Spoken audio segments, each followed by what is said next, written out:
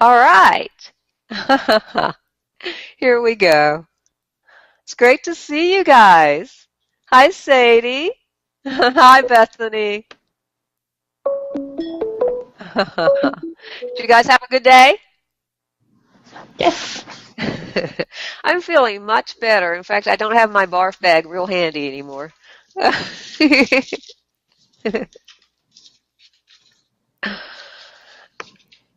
So I have to ask Sadie before we start. Did you see your picture on Google Plus? Oh, that is a picture of Sadie, or her picture froze. There's no telling what's going to happen tonight. Can you hear us, Sadie? Have you met Sadie, Bethany? I haven't. Okay. Okay. I wondered if you'd been classes together. Hmm. Well, you're not muted, Oh, Sadie. There you there. go. Did I hear you? There you are. Sorry. This is great. Now, where are you now? You have a different background. Library. Okay. Okay. That was wise. You're not taking any chances. Oh, I see you're studying in the library. Yes. Okay. That's great. That's great. Well, I was going to ask you if you saw your picture that I took of you with the Google effects on. No, where is it?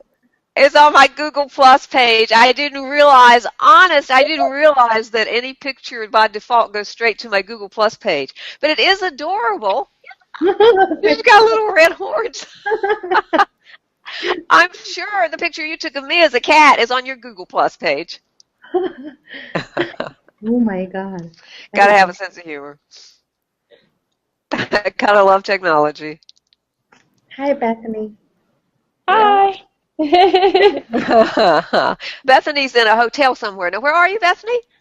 We're in Newport, Tennessee. It's kind of close to Gatlinburg area. Yeah, It's really yeah. pretty. It is such a pretty area. It really is. I was trying to think. The Kodak factory used to be in Knoxville. I have no idea. Really? Is it very far, do you think, from Knoxville? I have no idea. I saw signs. Yeah, geography, not my strong Right, point. exactly. I'm geographically challenged except when I'm online. Well, let me send an invitation to Jill real quick because it is hard to hear. I don't know how to make these louder, the little notifications. There we go.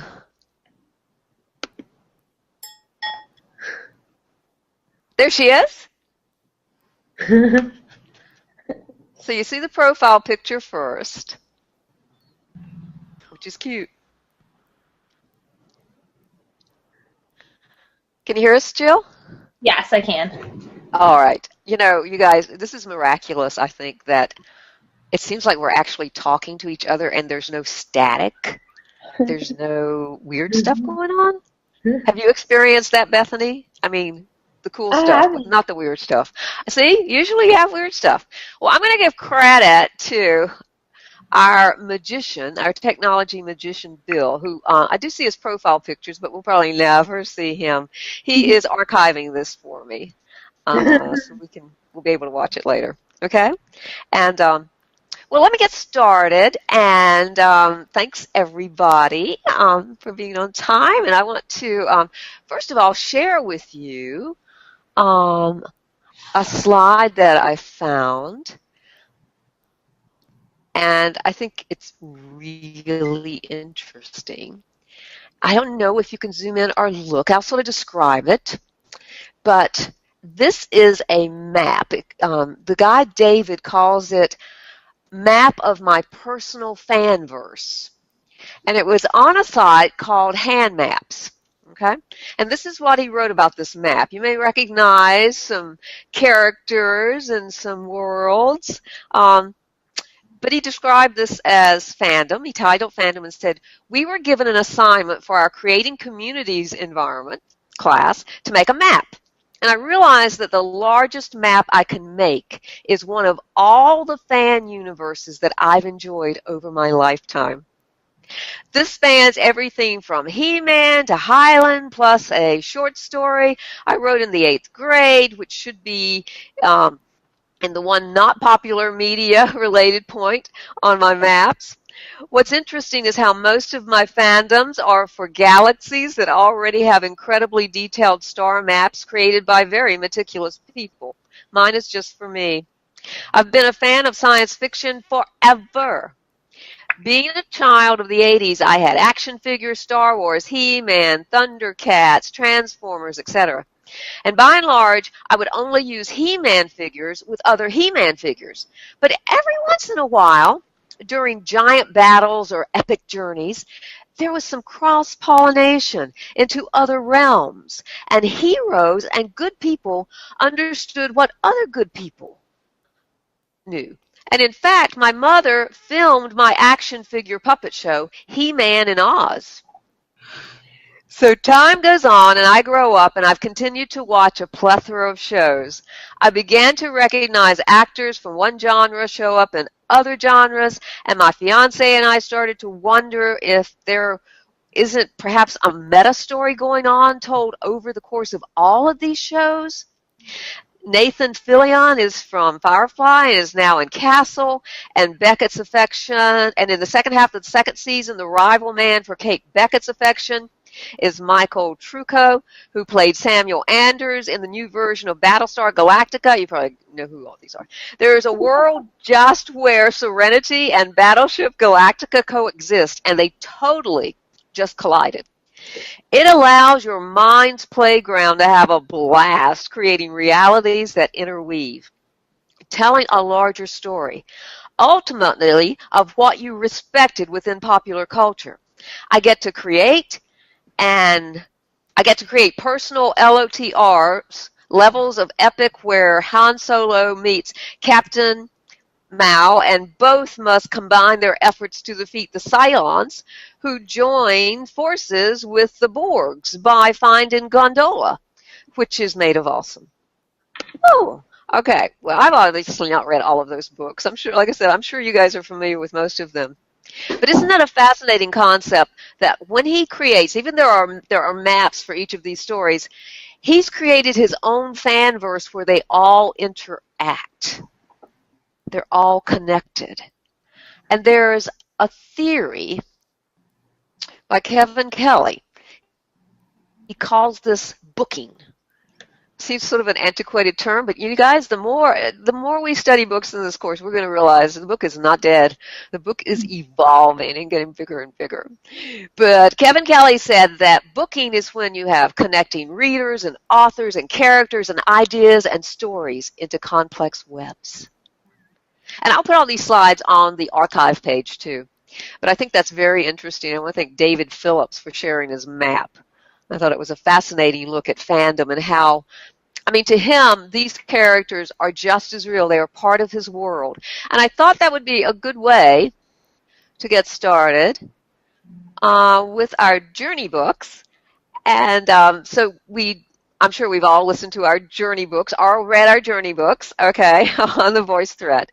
And what I'm going to do is ask that we introduce each other to ourselves in person, so to speak here, by just briefly tying our journey book into our journey, this complex web that's become us and our lives. And for example, I would share that my journey book was Richard Wright's Black Boy. And it was from Mrs. Benson, who was a first-year English teacher in my small rural southern high school. And I have to credit her for when I did get to East Carolina, and I was a first-generation college student, but all of my other friends from my school, lots of them were there at ECU. And a friend from California said, you know, you're just not quite like the others. And to this day, I would credit and thank Mrs. Benson for opening my mind in so many ways. She took a big risk in teaching Black Boy. I'm sure no other teacher in the county did.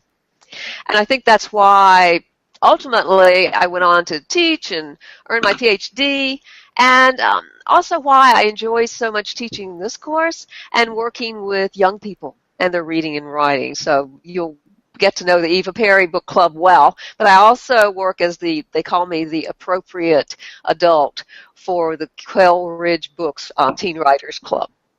So some wonderful relationships with teachers and with teens that I've made over the years. Now, let's sort of go around the circle again. Bill's shy. He's not going to speak, but who would like to speak next? And just sort of, introduce yourself and what you're doing now to us.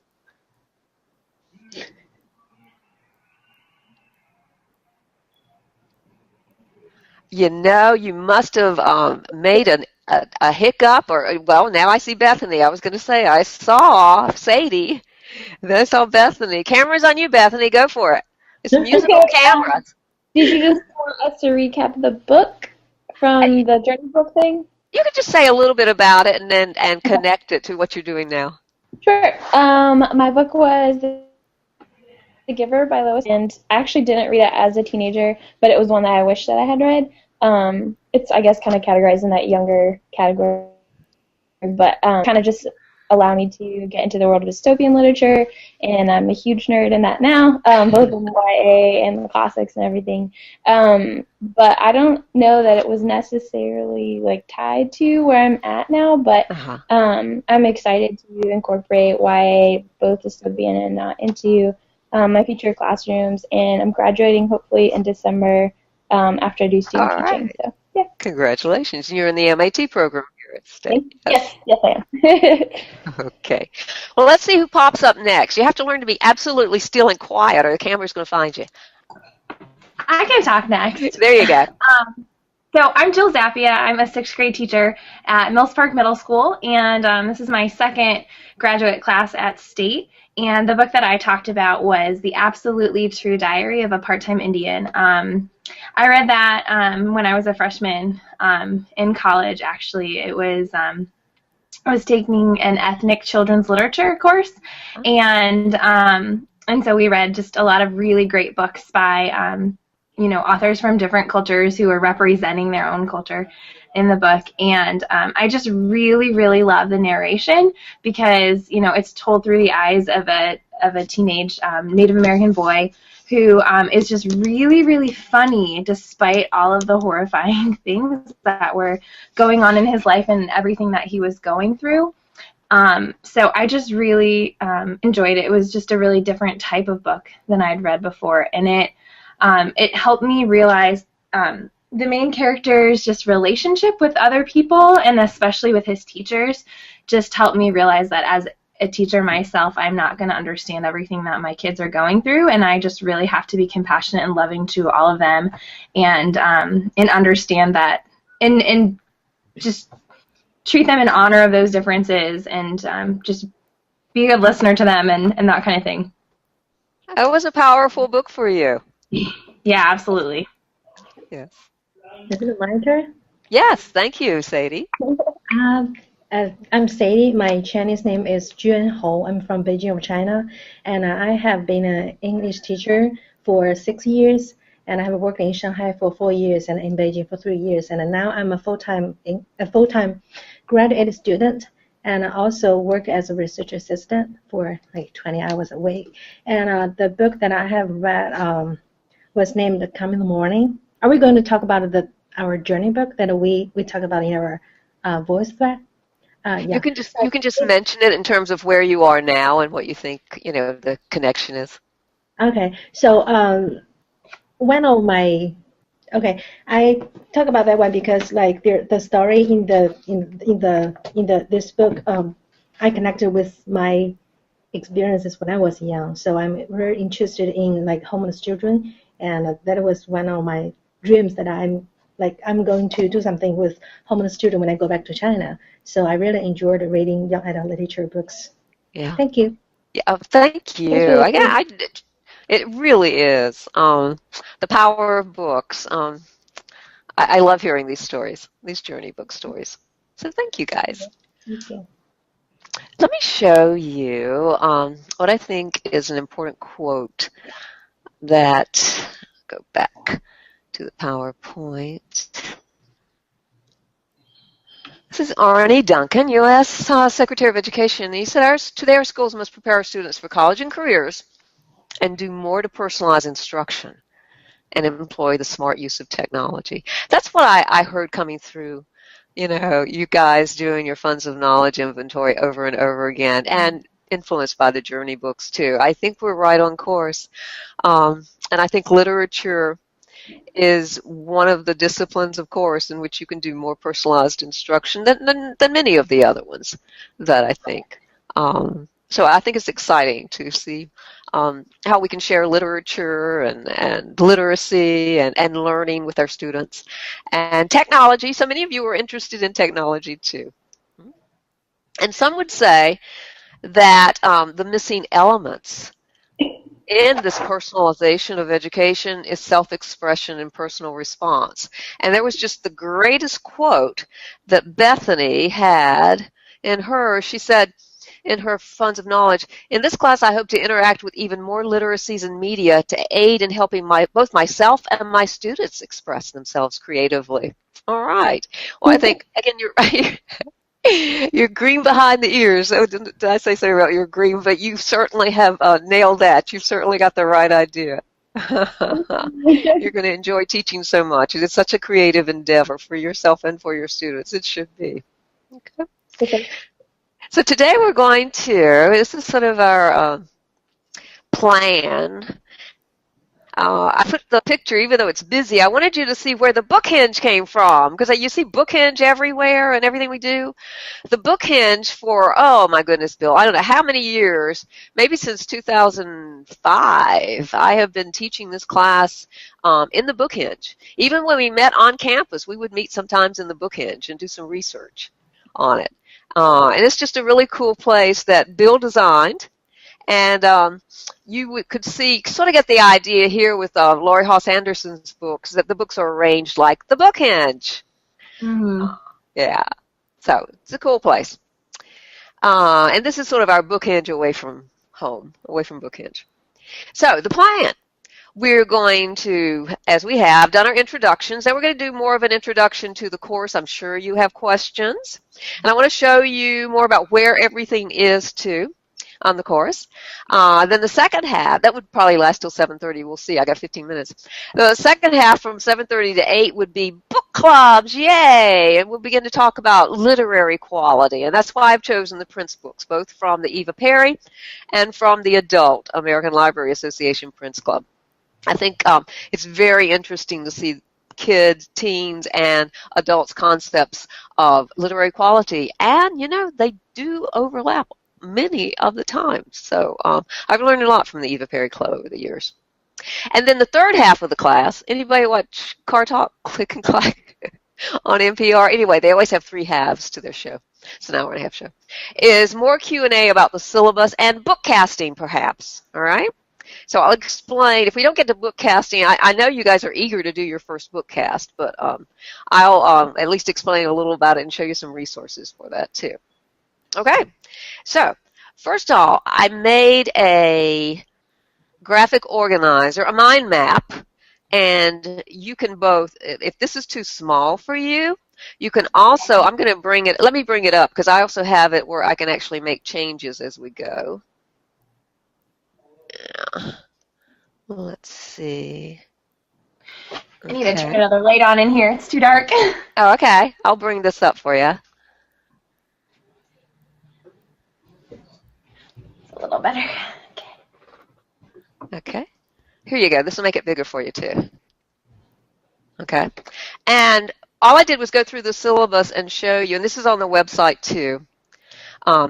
What I did, this might be helpful, what I did for tonight was I'll archive everything we do, including the video from tonight and the slides and notes and movies that we watch. But if you go to, everybody see that big cursor, that big hand, big glove? If you go to archives, and you'll see week 1 hangout, and that's where I have notes for tonight. Okay.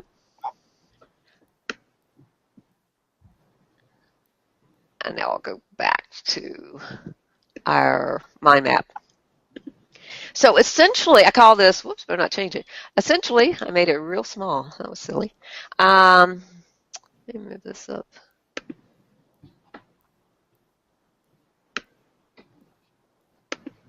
Here you go. There's a danger in working as you go. Okay, so first of all, in terms of learning outcomes, we have the big three that you guys have already become so familiar with the professional, literate, and the virtual self. And then I would like to think that principles that guide our work together are openness, um, in terms of both having options and choices and having autonomy to make decisions about projects you'd like to work on and what you would like to bring to the group. Because essentially, the community is the curriculum. And this is the idea that content and learning experiences, everything that you experience in school and outside of school, education and experience comes together to form your curriculum, your life course.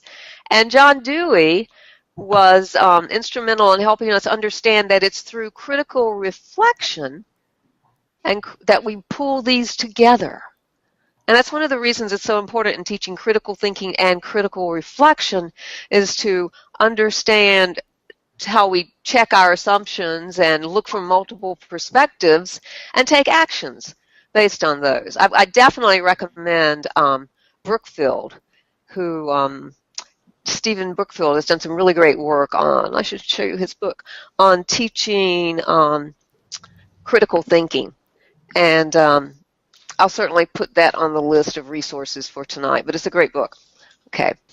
And then creativity and self-expression, which we just talked about, and social justice and positive social change. There's Clay Shirky wrote a book called Here Comes Everybody, and part of the beauty, this was years ago, but part of the beauty of it is about the web, is that we have the ability now to pull together and actually work to make big changes, as we've seen in politics. We've made great efforts to try to make great changes.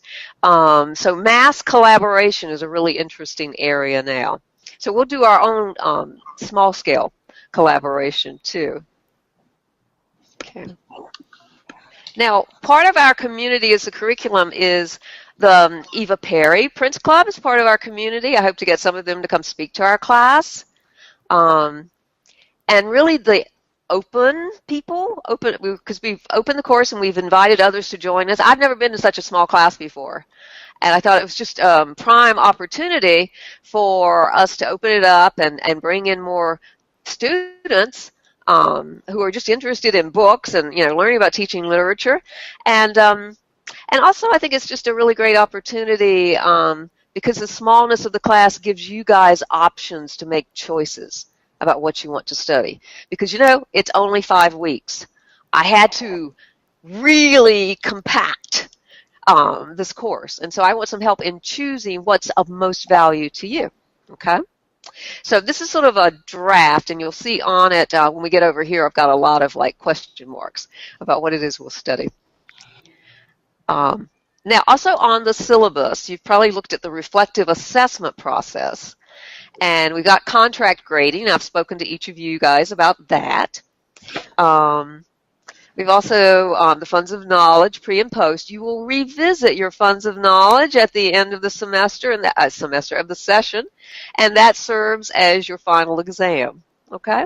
So same process. You'll just post what it is you've learned from the class and brought to the class, so your funds of knowledge. Critical reflection on each book response that you do. And it's designed, if you look over here, the first week you guys have made a choice and done a little bit of reading, I think at least. And for the first 3 weeks, we're reading Prince books, because I thought it was really important that you get an idea of what literary quality is available for young adult literature, both from the teen and the adult perspective. And that doesn't mean that's the only thing that's important about adult literature, young adult literature, but it does mean that sometime in your career, you're going to have to stand up for young adult literature, and you're going to have to make the case for why it's important. And I want you to be able to talk about literary quality and books that meet those expectations. Okay, so we do Prince books for 3 weeks, and then the fourth week, I had said, and it's going to be good because several of you had said that you had not read a graphic novel or maybe weren't that crazy about graphic novels. And and I'm totally open. We could do this independently, or there's also a possibility, because we'll be talking about different kinds of book clubs, that you might want to do it as a book club for the experience. Okay, so you can be thinking about that. There's also the possibility week 5, when it says peer-led inquiry, that's like I'll do next week. And I'm doing on socially mediated literacy, literature, learning. And as of Monday, I will have, I'm going to do VoiceThread, and I will have a few resources for you to take a look at, okay, to prepare for the critical, I call it a collaborative critical inquiry. And that's what these peer-led inquiries are. And essentially, it's choosing a topic that the group is really, you three will negotiate. If you want some input from me, but it's your class, so you three would negotiate, and one person would take the lead, okay? It works out that we only have 2 peer, and so I'm hoping somebody would like to take the lead on the interdisciplinary collaborative critical inquiry for teens and tweens, and that's on nonfiction, okay? So that's sort of how it sets up. So really the only independent thing you're doing is reading the 3 Prince books and book blogging those and doing it in a creative form of self-expression. I got to share this to you guys. I know I go back and forth here, but you guys will get a kick out of this. Let me go to my PowerPoint. Okay. I just last night, and Bill knows because I pitched a fit, was looking at some bookcasts to show you guys today. And I read this from a teen librarian about a wonderful book by Louis Sachar, who wrote Holes. Many of you are familiar with, I'm sure. And this librarian wrote to one of my students, and she said, as a teen librarian, let me offer a bit of critique of your video. It's definitely aimed at the wrong audience. Even though you did this for an assignment, the audience is the YA readers of the book, not your class, especially if it's posted on YouTube. Too preachy, snoozy music. The daily grind with pics of traffic and the stress of work with pics of a surgery. Teens can't relate and won't watch this. I couldn't put this in my book trailer rotation. Well, I did respond, but I waited an hour first. And I was very nice, and I said, thank you for taking the time. But you know, and it was clearly labeled Bookcast. It's not a book trailer. It's not created to promote the book. You don't get the story of the book, okay? You get the story of your relationship with that book. So that's the challenge. To go beyond, you have to create at least one bookcast this semester. And in your other, could be 3, could be 4, depending on how this works out, on your other book blogs, you will be doing something artistic, creative expression. And that's what I wrote. You know, it's not to promote the book. It is a teacher's who at this point had taught 30 years too. It was her response to this book, and it meant a lot to her. If we have time, I'll show you. I've got it on the playlist. Okay, so any questions do you think about the book responses? I don't have any. Yeah, it's essentially 2 parts. It's you create something, artistic, personal expression, and then you reflect on that. Okay? In terms of your process, in terms of what it means to you. Because especially with that fan verse that I shared earlier, I think we need to give kids more opportunities, you know, to make these connections, to talk about the booking, the complexity, and to share that. Okay, let me go back. And we'll see. Hopefully my fumbling around, moving from thing to thing, there's so much to show you this week. Yeah, it gives you time to think, okay? Let's see if there's anything else I want to share. Yeah, we'll talk more about the book clubs and how those work in the second part of this. Let me go through and see if there's anything else. You will see on the website under Schedule at a Glance, okay, that there is a list of what's due when. It's also in the syllabus. Oops, got the wrong one. Back to my website here.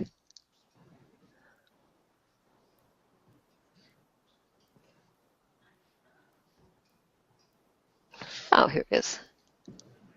So, again, the plan for tonight and connections about collaborative critical inquiries, which are essentially, we choose a topic, we work together to gather resources, we do our own thinking and responding, and then we come together in a live discussion of that, okay? And then you'll see scheduled at a glance as what's due each week, okay? And I had said for this week that really all you need to do the rest of the week is to do your first book response, and you need not do your critical reflection this week. It's just too short a week, and you need not respond to your other students' book responses this week, okay? But you will next week, okay? All right. Are you getting to know the website then? What's where? What's everywhere? Good. Yeah. Okay. So let me see if there's anything else on this. Yes, that'll be helpful to you. I talked a little about the collaborative peer-led unit, and that's, again, everybody will contribute, but one person will lead. And you will actually see that the person leading the inquiry will check off satisfactory or unsatisfactory. But it works out really well because everybody together, okay? So peer assessment there. I've got the schedule here. Assessment conferences, I would think essentially we could, unless you'd like to meet with me again to talk about some more things, you could say you've had your first assessment conference, and we'll do a quick one at the end, okay? Timeline. Does anybody, and I have actually on the list here, I went through, you'll see under archives, and I made a list of what you guys seem to be most interested in. And so if you look under selecting inquiry questions for each week's collaborative unit on teaching literature for young adults, there's making the literature, serving the homeless teens, making the literary connection for teens of different cultures and sharing culturally diverse books with all teens. And that's sort of broad, but again, you've got 3 people, and I'll help too, working on this. You can give me a multicultural, cultural diversity, global, what is going on? Sadie and I were talking with, what is going on with young adult literature globally? And this also, when you start talking about cultural diversity, much like, I think I tweeted this. Let me show you. This will be interesting. I actually found you're going to love this picture. This is a teacher in New York. I don't know if you saw this, Jill, who, yes, this is a parent, and she was riled. She was saying that the book that in part led you to become a teacher who is so inclusive and so caring for your students is like 50 Shades of Grey. Oh my gosh. Oh yeah. Absolutely not true. I mean, so her next line that says that she, I'm not sure I would share it with 6th graders. I'm not sure I would share it with 6th graders either, but I wouldn't call it 50 Shades of Grey. That's ridiculous. No, well, that was hype, that was for the story. But, yeah, that was a good question, and it brings up the question that we'll really be pursuing in all semester 2. What is young adult literature, So, it's not the same thing to everybody. I love that picture. Would not want to get on her bad side. Okay. So let's see, the other topics. So we got homelessness, we've got the cultural diversity, which also is going to include a student's right to read. These parents, whether or not we agree with 6th graders, still what happened was that parents were able to work the system so that nobody gets to read the book. At least I don't know how that's working, but I'm suspecting in middle school nobody gets to read that book. Okay, and probably a high school teacher would think twice. Okay, and it's really these days it's the right to read and create. Okay, so tough topics is something that on I want to say Melissa's website. Now she's your friend, Jill, right? Yeah, Melissa? she is. Yeah. She's got a great blog. She and Katie, I was looking through it, and they've got books on tough topics. And you have to realize with young adult literature, that's one of the reasons I love it so much. It is so current. It is so issues oriented. It is so like with the latest of what's going on. I mean, both in terms of literature and politics and society. I mean, when you think about Harper Lee's To Kill a Mockingbird was in its time banned, was in its time racy. Okay, well, that's an interesting term to use, but yeah, in terms this was a controversial book. That rarely happens these days. I can't say it never happens, but it's interesting to see how the topics, the titles, the issues for controversial books have changed. Tough topics to deal with. Laurie Haas Anderson's Speak was an honor book in 2000, and every once in a while it will come up. I think it's the 15th anniversary, coming up, and it was criticized as being pornographic. And that's one of the quintessential young adult novels. You'll have to read it if you haven't. Okay? And so everybody was interested in this in some way. Okay? And then the other area everybody was interested in was using technology in the service of literature, literacy, learning, creativity, and social action to provide computers. And Jill had mentioned, is BYOD, is bring your own device, a possibility. So the technology connection, too, is a real area. And what we'll do is, there are other areas that I'll play up big as we choose the ones that are most important to us. Do you see? Okay, and I'll do the book clubs and the socially mediated experience for next week. Any question about that? And do you want to vote, or do you need to think about these? And does anybody have something else that might be of interest? Where are these topics listed? They're listed under archives, under live classes, and it's where I put notes for each class. And so I could probably think of a better name, but it's archives. It's going to be there after this is over. You'll see the agenda with all of these topics that I found in your foci. Okay? I'm having trouble finding them too. Oh, okay. Go under live classes. And I then, think maybe because my page isn't big enough, I wasn't seeing the tab on the side. that could be it because it's way over on the right side. Let me move this over. Live classes, archives. Mm-hmm. Week 1 hangout. That's it. Week 1 hangout. Oh, great. Okay. Yeah. So you'll see I have links to something that I wanted to run by you. Since we're going to be working so closely together, there's some value in doing sort of like a little community charter, community guidelines.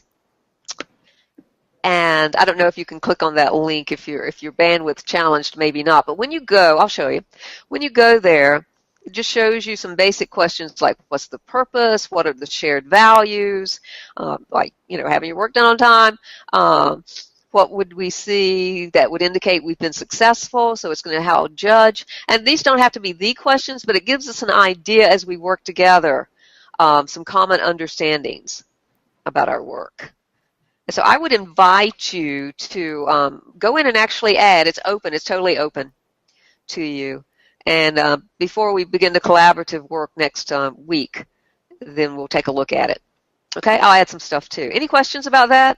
So the community charter? I was in a massive open online course recently with Kathy Davidson from Duke, and she did this, and I thought, whoa, what a cool idea. And I thought, wait a minute. I did this with my very first class.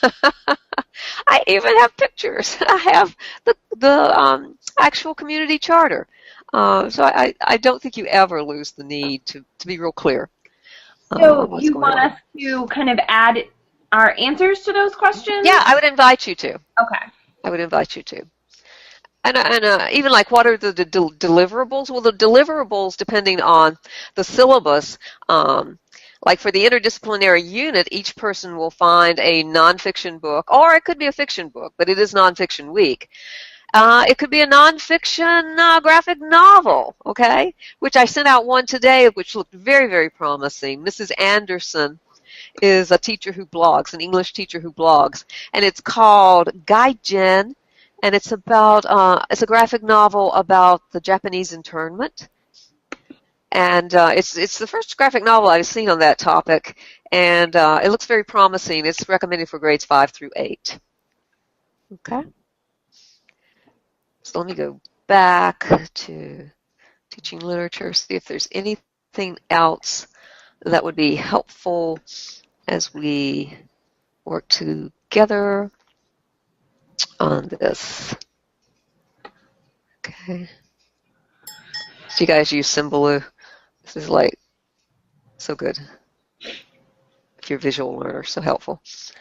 Okay. In the week 1 hangout. So I think that's basically it, unless you have questions. Again, I'm very open about the collaborative parts with the sequential art. If you'd like to do a book club, I'll talk more about book clubs next week. And we will be doing these adult or peer-led units of collaborative critical inquiry that I'll model next week. And basically 2 of those, and then the third is going to be the interdisciplinary unit, unless we had an extra week. Okay. And you will find this syllabus map on this page 2. Okay. Questions? Comments? What program did you use to make the syllabus map? I used one. It's actually available in, you can do 3 for free. It's called MindMeister, and it's in your Google Drive. It's a Google Drive app. Oh, cool. Yeah. And it's $2.95 a month for teachers. Okay. It's very handy. It's one of the best mind mapping maps I've found. Any other questions?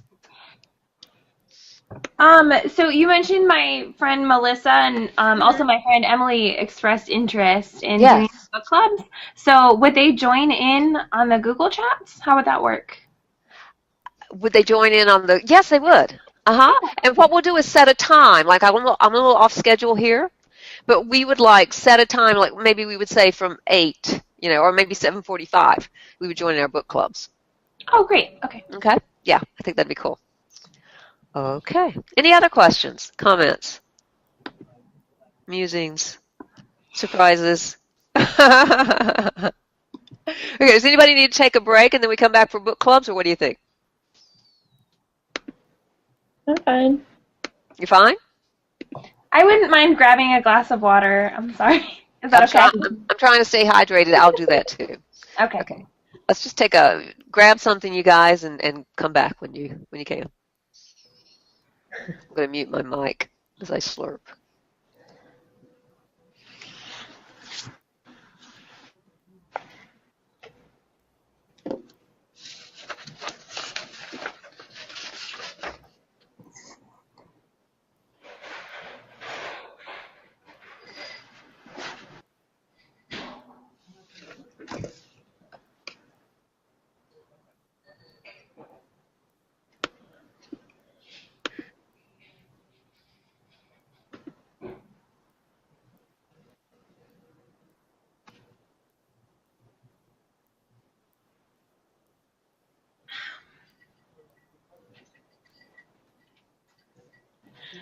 Thank you.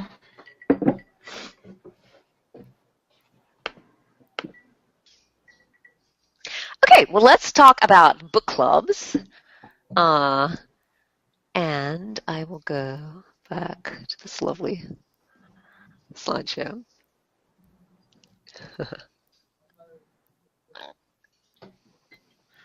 Whoops. Okay. Well, I'll go ahead and go. The book I've been reading, I know it's not on the list, you're going to say, Chris, but I've actually read all of them except for The Kingdom of Little Wounds, which just came in from the library. I'll have to check that one out. I have been told that is a very unusual book. Very unusual book. Very dark. Very historical. We started reading it on our trip up to Did Tennessee. you really? Yeah, and like I started reading some of the reviews because I was like, young adult, this seems a little adult to me. And so I was reading some of the reviews on Goodreads, and people are it's very controversial. And apparently, like the author self describes it as like a fairy tale about syphilis. So, Oh my goodness. that's cool. I was like, oh, I might read a different one. I mean, it seems like it could be like kind of Game of Thronesy, kind of cool, but I don't know that I would do young adult lit. I don't know, which is part of your question, which is interesting. But Well, yeah, it actually is. And the facilitator for the Eva Perry Club, I mean, we didn't even, I think one person read it and said, sort of fingered it, like, I don't really know about this book. So I'm going to give it a chance. I'm going to read it. But the yeah, book, since I read the other ones, I grabbed Fangirl. And I know that Jill has read. Have you read it too, Bethany? I haven't, but I read Eleanor and Park and loved it. Yeah. I loved Eleanor and Park too, and you realize Eleanor and Park was the only book that both the adults and the Eva Perry kids agreed on. That's cool. Yeah, it is. And even though I've only gotten into Fangirl, and the way we do the book clubs essentially is this I would call, rather than a book club, which by definition when I see on the web, most people say it's where everybody reads the same book. I mean, even like, one city, one book. Well, not necessarily so. I've interviewed, I'm doing a research study on the Eva Perry group, and I've interviewed both. I haven't actually interviewed teens that are still there. I've interviewed teens from like 5 years on, who have graduated, and asked them, what they liked about the club and so forth. And every one of them would say, I like that we got to choose our own books. It wasn't the traditional everybody read the same book. And I think that the way you can make that work is if you have a purpose, okay, a specified purpose. And in this case, our purpose is that we're going to, the Eva Perry read 450 books and narrowed it down to 5, okay, which the Prince Club official one did too. We've got 10 books, and we will share, okay, a little about the books as we read them, maybe convince other people to read them, and then we'll vote on the book that we thought had the highest literary quality at the end. We probably won't have a big Oscars program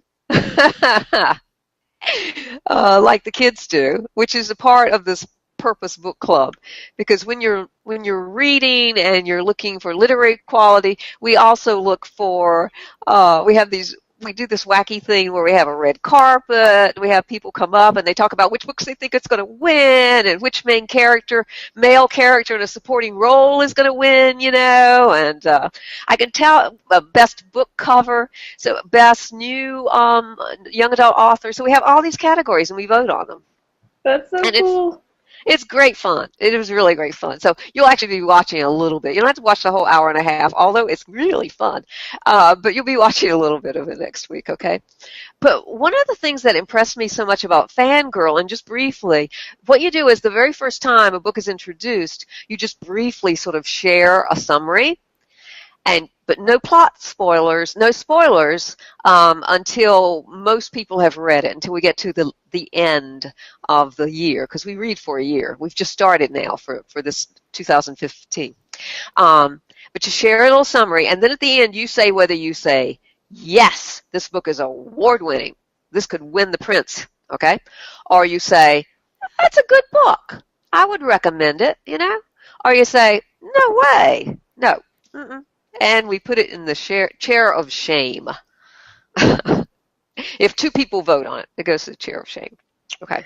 So Fangirl in a nutshell, I like so much because the very, very, very first scene, that this tall, lanky, sort of cool, out there guy named Levi is going to perhaps be a terrific literary boyfriend. I mean, you just know this as Kath, who is one of a pair of twins who is going to college for the first year, a freshman, comes to her dorm room. She's a little taken aback at first, thinking perhaps she has a guy for a dorm room partner. But it works out that she has, who turns out, Reagan turns out to be a really tough but kind and caring person who helps Kath, because The only other thing I'll say about Kath is that she, as one of a teen, I don't know if this is common. One of the teens is very outgoing.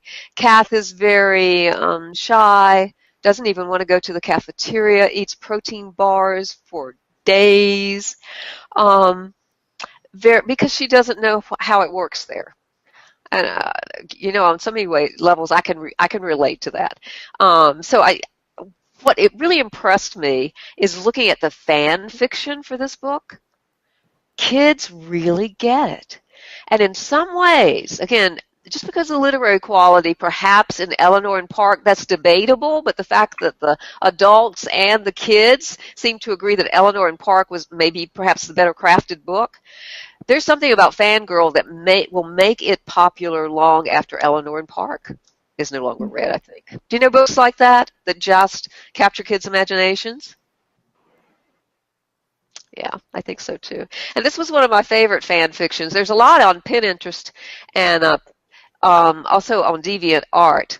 At the bottom of the box were Kath's, Simon, and Baz posters. And I have to explain that she's a fan fiction writer, and it's sort of a loosely veiled Harry Potter story. She's writing book number 8.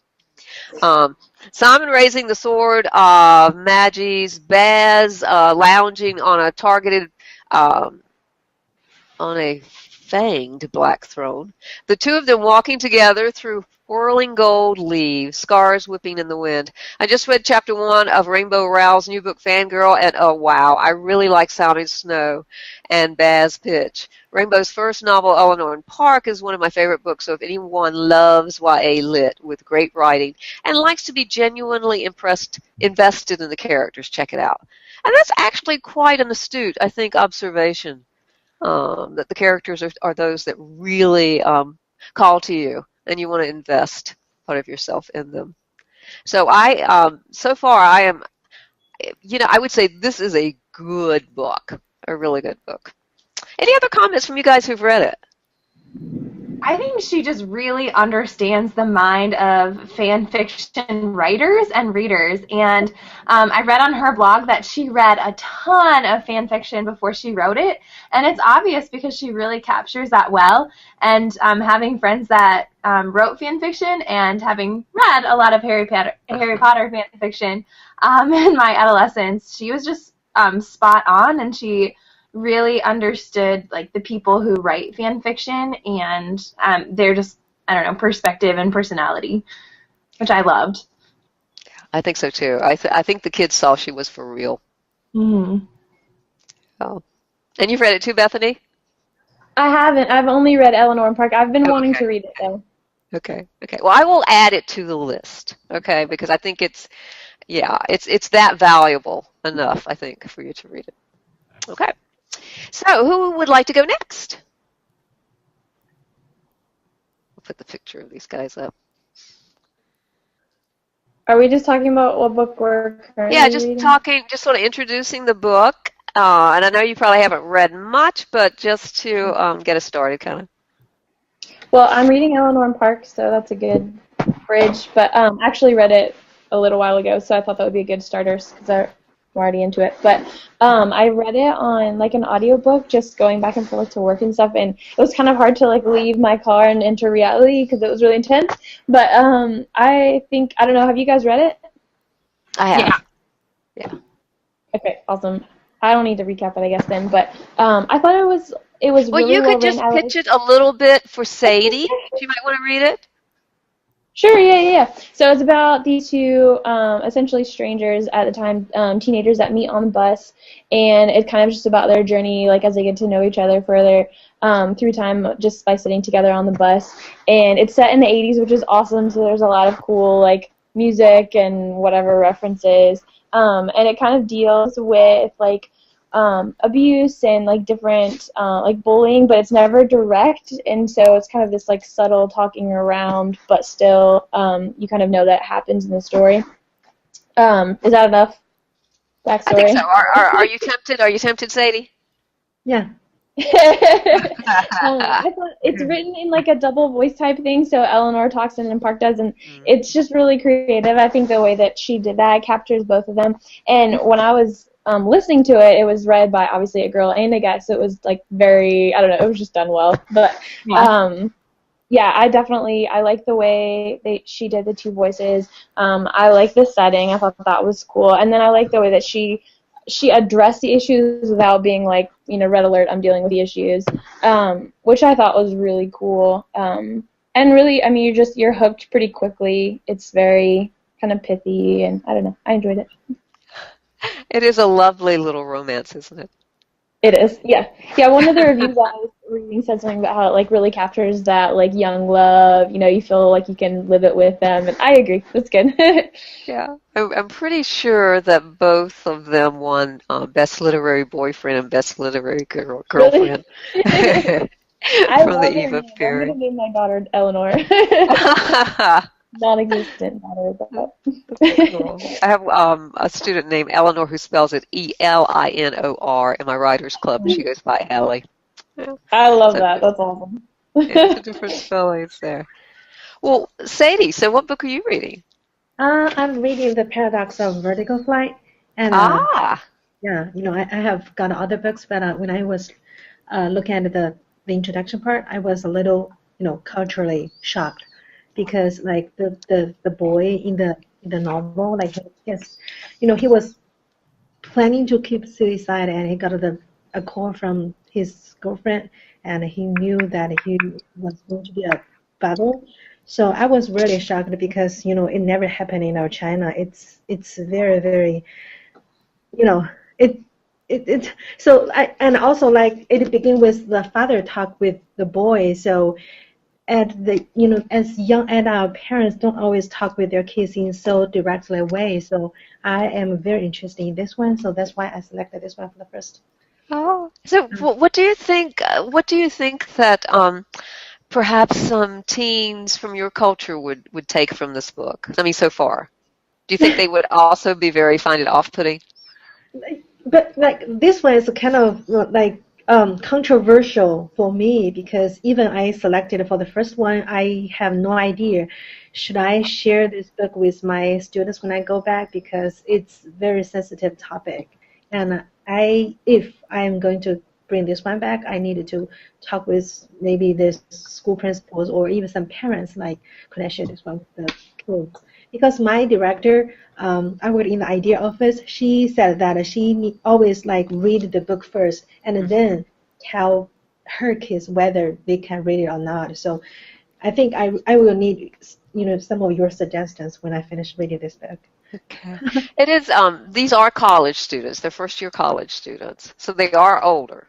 And, when you look at young adult literature, it is a continuum from tweens, the 12-year-olds. There's an overlap with the Newbery. You guys familiar with the Newbery is for like up to age 14, and there's an overlap 12 to 14 for the Prince kids. So the Eva Perry guys are always saying, it's a little young. That book is a little young. Or if anything is not, high school. That's what they would say. But yeah, it's very controversial. I'm not going to spoil it for anybody. Anybody else has read it, have you? No. Okay. Wow.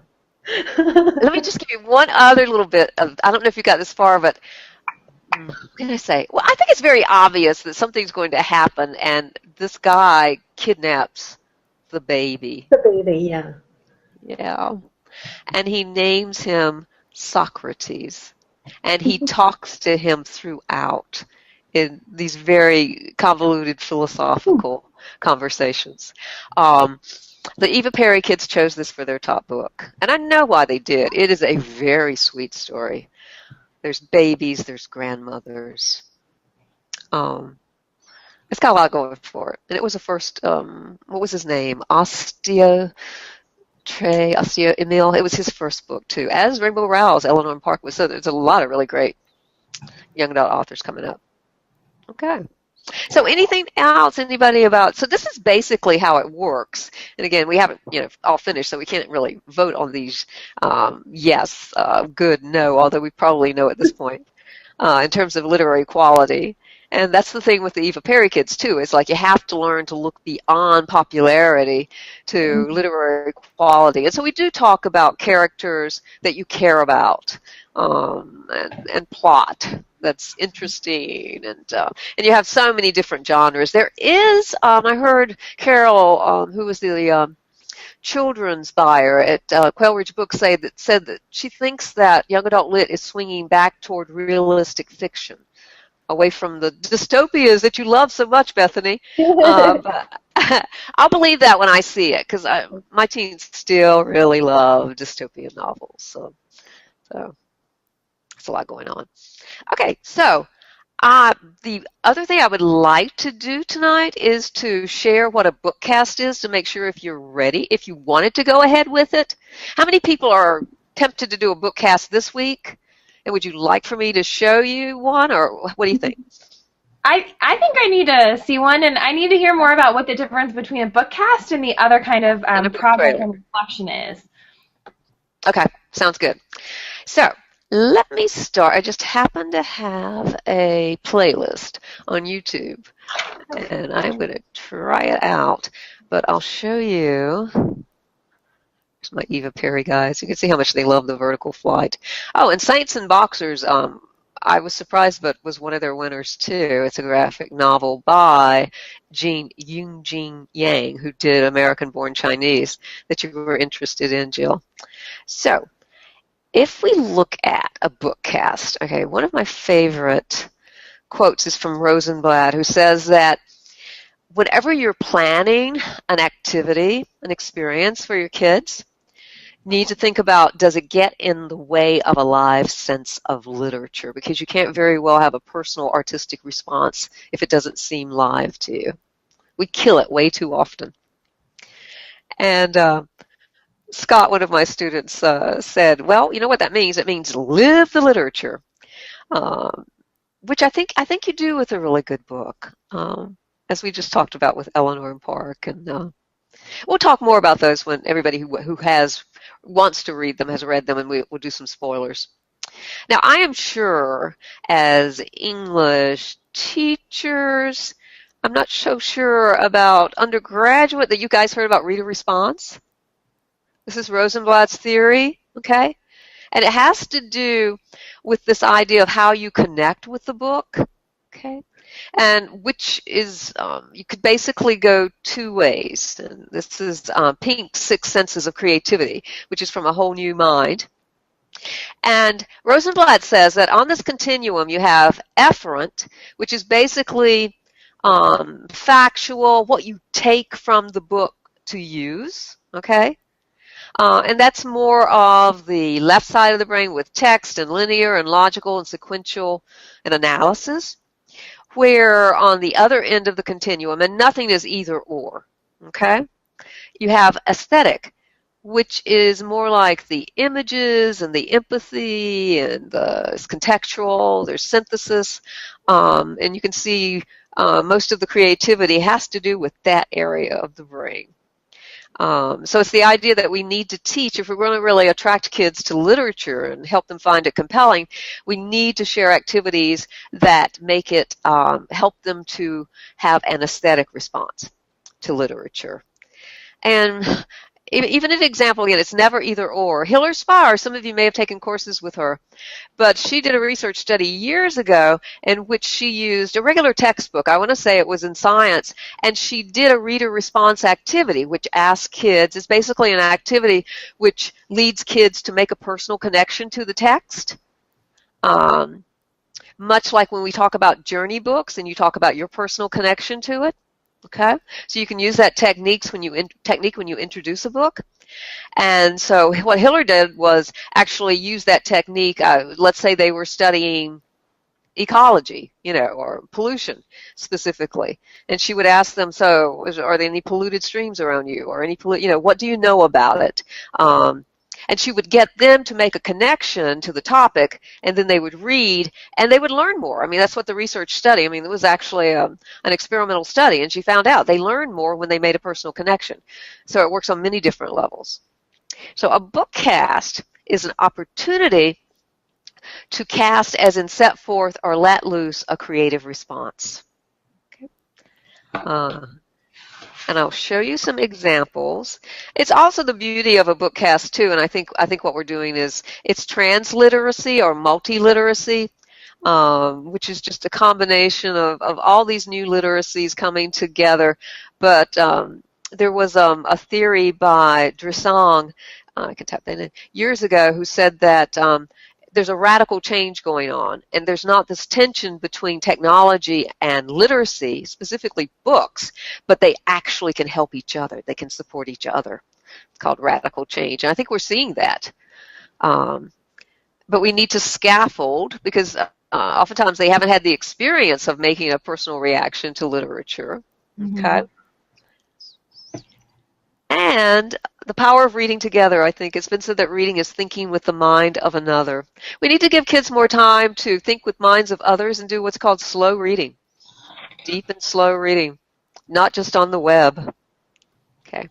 So this is a book, Monstrumologist by Rick Yancey. Anybody read this? No. Okay, this was from a few years ago, and it was very, very popular with the Eva Perry guys. He's written something called The Fifth Wave since. So let's try this YouTube, and I'm going to see if I can show you my playlist. Okay, book, and YouTube. Okay, and I think the easiest thing to do, let's see if I can just put in, Google doesn't have this quite right yet because you can't do, I've got a playlist on the site, but there's no way you can put in a URL. But let me find, the first one I wanted to show you, let me show you Monstrumologist first. And that's this is from the publisher.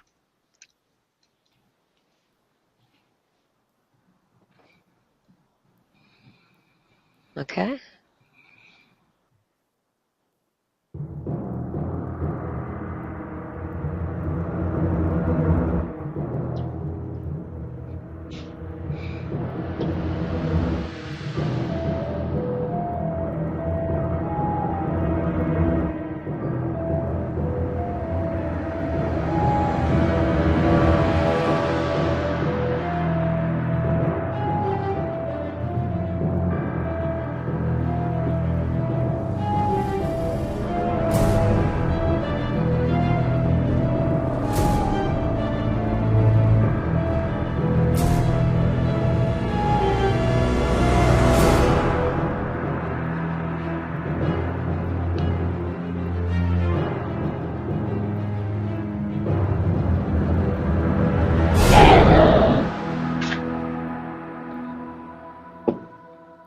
Is that fun or what?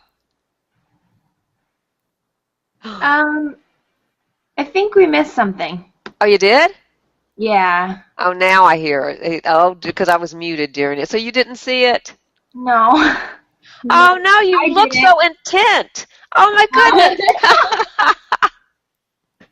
All right, try it one more time. And if, oh, you know what? Well, okay, I know what I did. I had screen save share still on.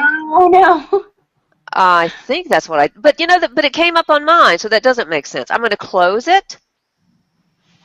You guys like wave, like real big, like, yeah, what did I do, Bill?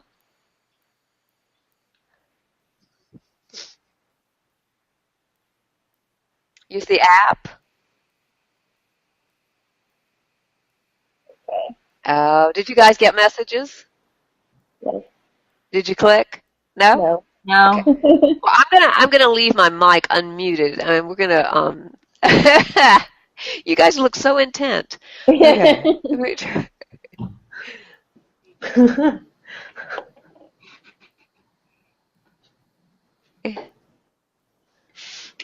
Let's see if you're seeing.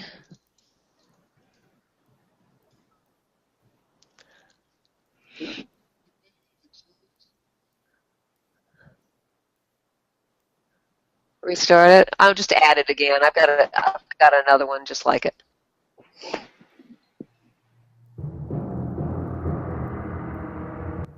Did you guys see something happening? I don't. No.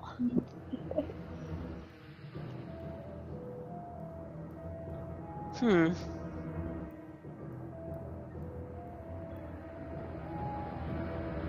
got any more ideas, Bill?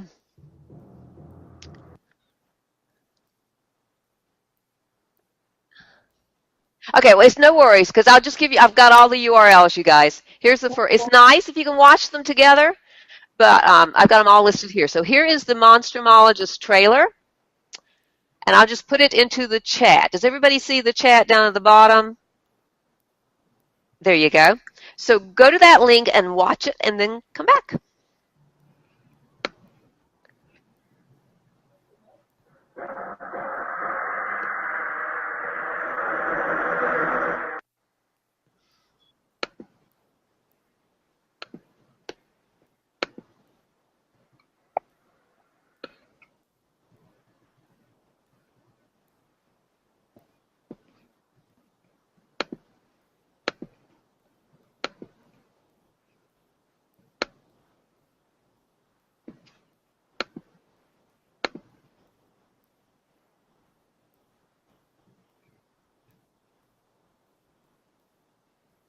Where is it?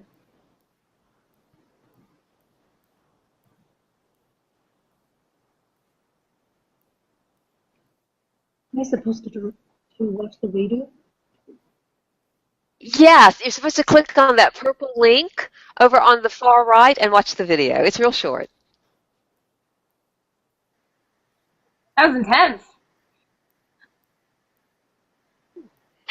Let's give Sadie a minute to watch it.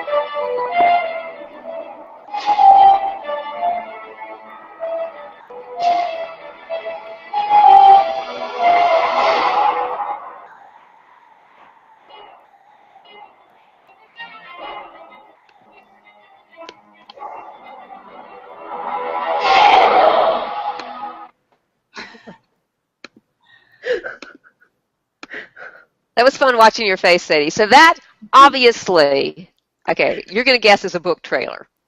Okay? Look how different this book cast is. Okay? And what I'm going to do is just put the playlist in and as I describe it. The next one in the list is the Monstrumologist bookcast.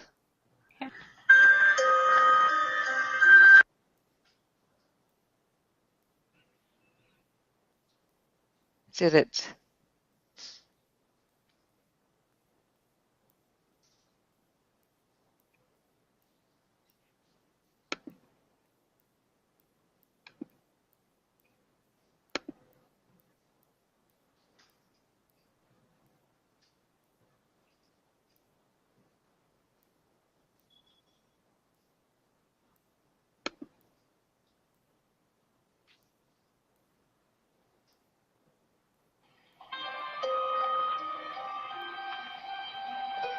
Fear is the enemy.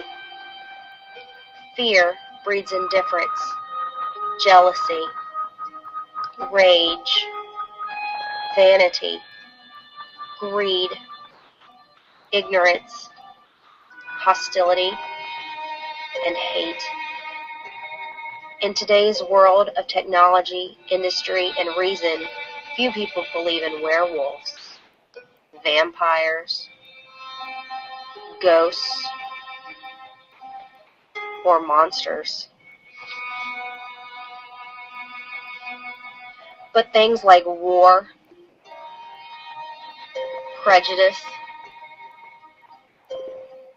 hunger, poverty, violence, and murder are accepted as part of our daily lives.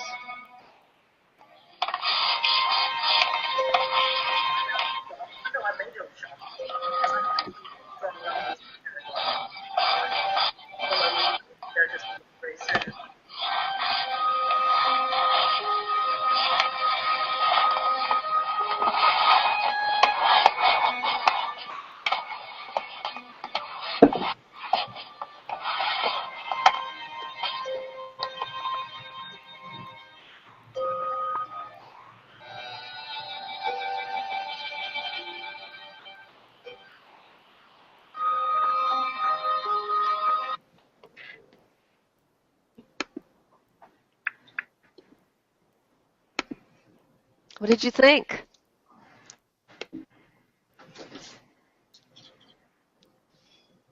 Is it very obvious the difference between a book trailer and a book cast? Yeah. There's a lot more just reflection on the themes in the book, and then I don't know, that bit at the end where, they were writing with a red marker that was at the fingertip so it looked like blood. That was a really interesting, I don't know, kind of commentary on the book. I think so too. It was very effective, I think. Yeah. You do not forget that. It definitely felt more like a response than like a preview. It is. It's a response after you've read the book, and it's obviously this concept of monsters was something that she really wanted to work through, to explore. Okay, so let me show you just a couple more examples. And this is the Card Turner series. I've got several about the same book. If you've got your playlist open, you could click on the Melinda 2011 clip. Okay, and don't forget to mute your mic so we won't hear yours coming through, too. But watch the Melinda 2011 clip. And the book they're talking about is Louis Sachar's The Card Turner.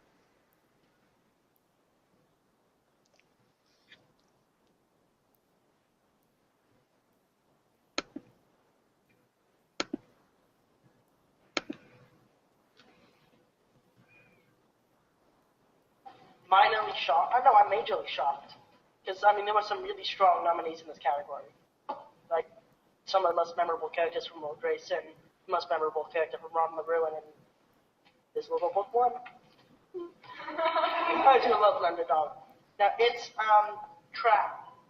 The uncle, a lot of books about people in books, movies, about people with disabilities, it focuses on their disability.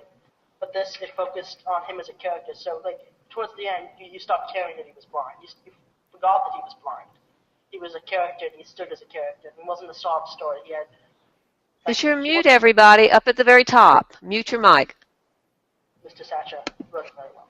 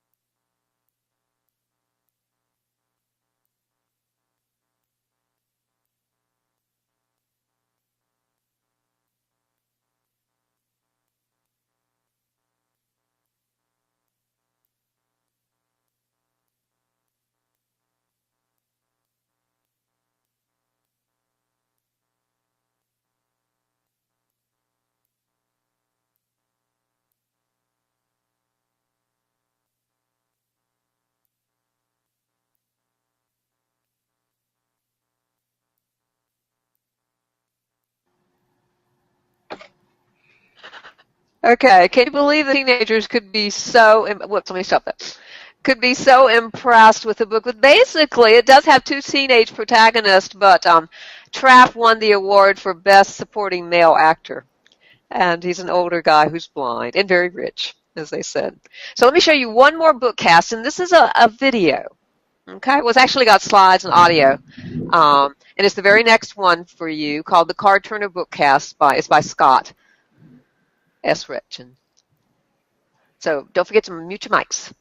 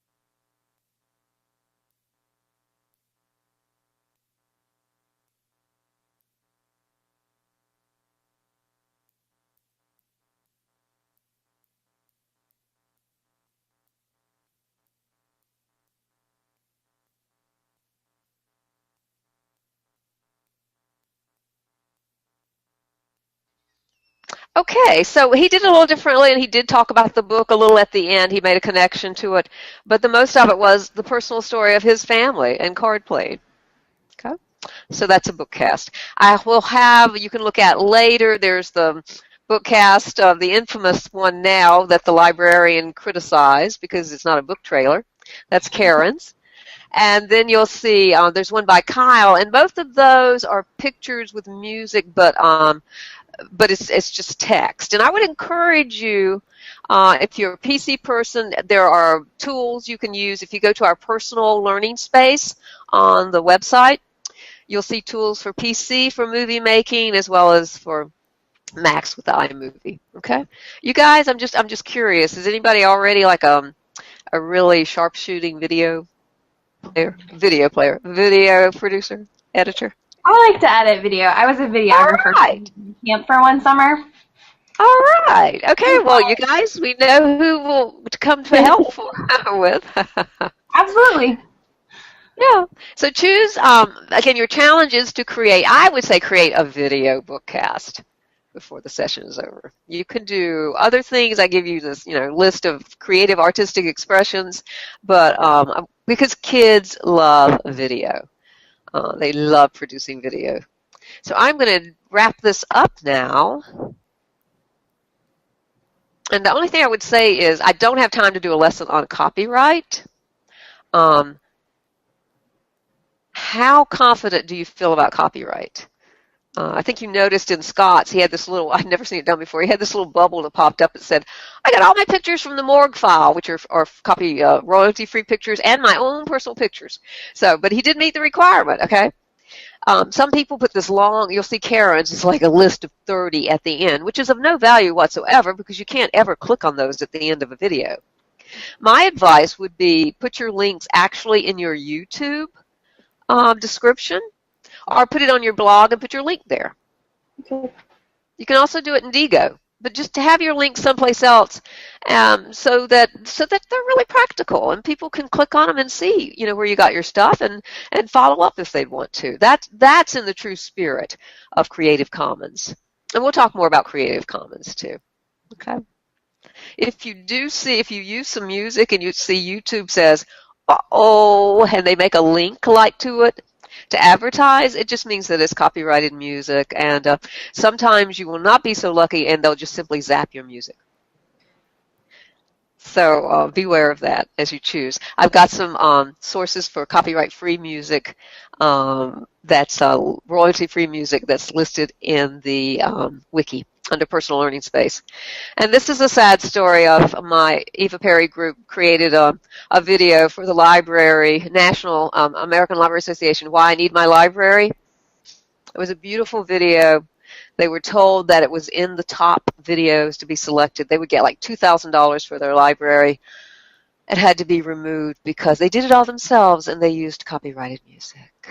Oh. That's so sad. So it's not ever too early to learn that lesson. Okay. So I'm going to do a little critical incident questionnaire before we leave. I don't know. I can also go over. Are you clear on what's due for this coming? You'll see the first book response and critical reflection on it's due Sunday, but you don't have to respond to anybody else's or do your critical reflection for the week. And then Wednesday midnight, you need to have done your second book response and critical reflection on it and give feedback to the others. Okay. Fortunately, we only have 3 people. Question, Yeah, it says Sunday night first book response and critical reflection on it. No critical reflection for the week. So we still do the book response and then the blog or the reflection on the book response, but we don't do a reflection on the week. The whole week. Okay. Yeah, that's it. Until week 2. Okay. Okay. And I will send something out on Monday for you to take a look at about socially mediated learning for literacy and literature. Okay. Any other questions? Again, it's all on the archived. It's all on the schedule at a glance. And I will put handouts, the slides up on the archives, as well as in a few hours or maybe tomorrow morning we'll have the video. So this is something, and this is going to be pretty interesting. I was trying to find a way. One of the things in teaching for critical thinking, and you guys, I'm sure you've done something like this, Jill, and also Sadie, but it's getting feedback on the class. But the only thing about it is, are you doing an exit slip where they're anonymous and people give feedback? It's just everybody does one before they leave? Mm-hmm. Okay. So the thing about it, can you see the Google Drive? Yes. Yes. Okay. This was the only way I could figure to do it. I created a critical incident, just like this. When you click on it, you'll see. Don't click yet. It says the most engaged moment, the most distanced moment, the most helpful action, the most puzzling action, and what surprised you most. And then I put suggestions for next time. And I want it to be anonymous, and so I just did 5 different critical incident questionnaires. And I thought, well, you click on one and type something. And so that lets the next person who come there know it's been taken. Does that make sense? There's probably a better way, a better tool to do this, but at this point, it's just sort of like musical questionnaires. Choose one of the 5. What are they links? They are links. Okay. Uh-huh. Is that on our drive? Mm-hmm. How do we get there? Oh, well, let me put the link in there. You can get there from the wiki. I can see somebody's grabbing respondent number 5. Somebody's already there, huh? Me. I'm looking at the document, but I don't see the link. I don't see the document. Oh, I see what you mean. You don't see the link there. Let me go back to the wiki.